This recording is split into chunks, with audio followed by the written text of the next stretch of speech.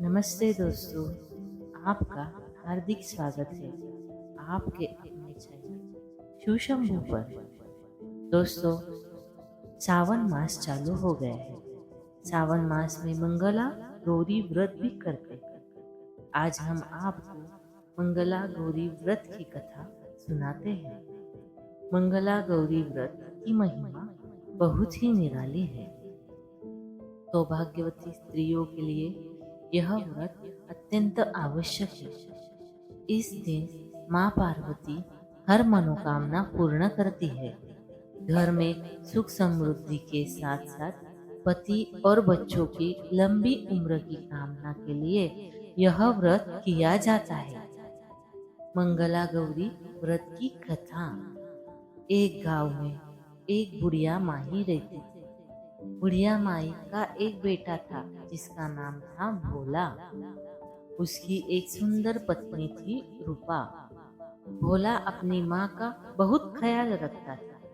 बहू भी बहुत सीधी थी, लेकिन बुढ़िया माई दिन रात बहू से झगड़ा करती थी। एक दिन बुढ़िया माई ने घर आकर बताया, बहू सुनो, मैं शिवजी के मंदिर से आ रही हूँ। वहाँ सब बता रहे थे कि यदि सावन के सोमवार का व्रत कर अगले दिन मंगलवार को मंगला गौरी व्रत किया जाए तो भोले बाबा और माँ पार्वती की कृपा से तुझे बेटा हो सकता है। तब रूपा ने कहा, लेकिन माँ जी, मैं तो केवल सोमवार का व्रत करती हूँ। ठीक है, अब आप कह रही है तो मैं इस बार दोनों व्रत करूंगी।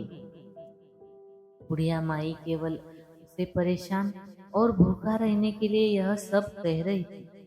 उसने आगे कहा, अरे ऐसे व्रत नहीं करना है। दोनों दिन कुएं से 7 घड़े पानी शिवलिंग पर चढ़ाना है। रूपा यह सुनकर परेशान हो गई और उसने कहा, माँ जी, मैंने तो यह सब करते किसी को नहीं देखा। यह सुनकर बुढ़िया माई को क्रोध आ गया और उसने कहा, तो मैं क्या झूठ बोल रही हूँ? यह केवल संतान प्राप्ति का उपाय है, तुझे करना ही पड़ेगा। यह सुनकर रूपा चुप हो जाती है। कुछ दिन बाद सावन शुरू हो जाता है। रूपा ने पहले सोमवार को सुबह पूजा पाठ कर व्रत शुरू किया और 7 घड़े पानी कुएं से भरकर शिवजी को चढ़ा दिया। कुआं मंदिर से काफी दूर था, इसलिए उसे काफी समय लग गया। यह सब करने में शाम को जब रूपा वापस आई तो भोला बहुत गुस्से में घर के बाहर बैठा था। रूपा के पूछने पर उसने गुस्से से कहा, कहाँ चली गई थी? इतनी देर लगती है जल चढ़ाने में। घर में मेरी माँ भूखी बैठी है और तू घूम घूम कर पूरा गांव देख रही है। यह कहकर भोला ने उसे मारा। रूपा मार खाकर बिना कुछ कहे बिना कुछ खाए सो गई। अगले दिन उसकी सास ने कहा, बहू, आज फिर से तुझे जल चढ़ाना है।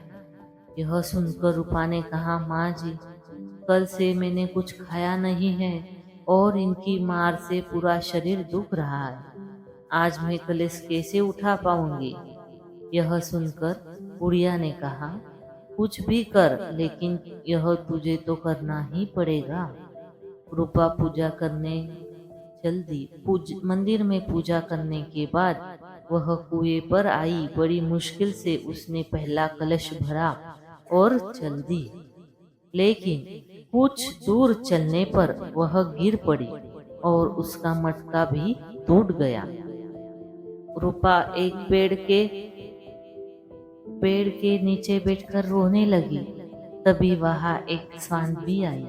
उसने कहा, बेटी, क्यों रो रही है? रूपा ने रोते हुए सारी बात बता दी। उसकी बात सुनकर स्वांधवी ने कहा, बेटी, तू एक काम कर, एक लोटा जल का ले और उसमें 7 बार थोड़ा थोड़ा शिवलिंग पर चढ़ा देना और घर जाकर अपनी सास से कहना, मैंने जल चढ़ा दिया। रूपा ने कहा, लेकिन यह तो झूठ होगा। मेरा मटका भी टूट गया है। तब साध्वी ने कहा, ये ले लोटा, इसमें जल भर कर चढ़ा दे और इसे घर ले जाना, लेकिन छिपा कर रख देना। रूपा ने ऐसा ही किया। दोपहर को वह घर पहुंच गई। बुढ़िया माई के पूछने पर उसने वही बात बता दी जो साध्वी जी ने बताया था। शाम को माँ मंगला की पूजा कर उपवास पूरा किया। इसी तरह 2 मंगला गौरी व्रत पूरे हो गए। लेकिन जब तीसरे व्रत की बारी आई तो बुढ़िया माई चुपचाप रूपा के पीछे गई। उसने सब देख लिया। बुढ़िया माई ने घर आकर अपने बेटे को सब बता दिया। भोला ने फिर रूपा को मारने के लिए जैसे ही हाथ उठाया, माँ पार्वती प्रकट हो गई। उन्होंने कहा, रुक जा भोला। यह सुनकर भोला रुक गया। बुढ़िया माई माँ पार्वती के पैरों में गिर गई। भोला भी माफी मांगने लगा।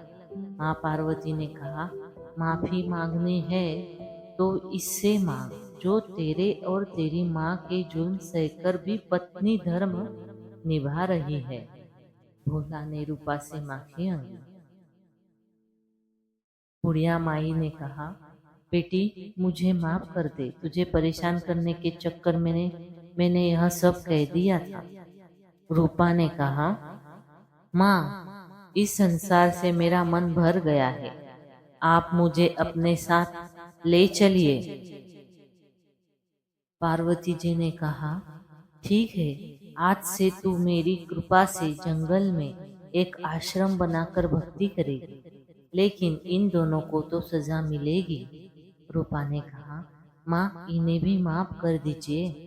यह सुनकर माँ पार्वती ने कहा, आज तुम्हारी बहू के कारण तुम्हें जीवन दान मिला है।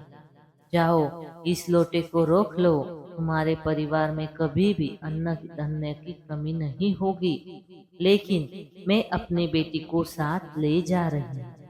माँ की कृपा से रूपा ने एक आश्रम बनाया जिसमें बहुत सी स्त्रियां जो घर में दुखी थी आकर भगवान की भक्ति करने लगी। दोस्तों, आपको आज की ये कथा अच्छी लगी हो तो हमारे चैनल को लाइक, शेयर और सब्सक्राइब जरूर करें। धन्यवाद। हर हर महादेव।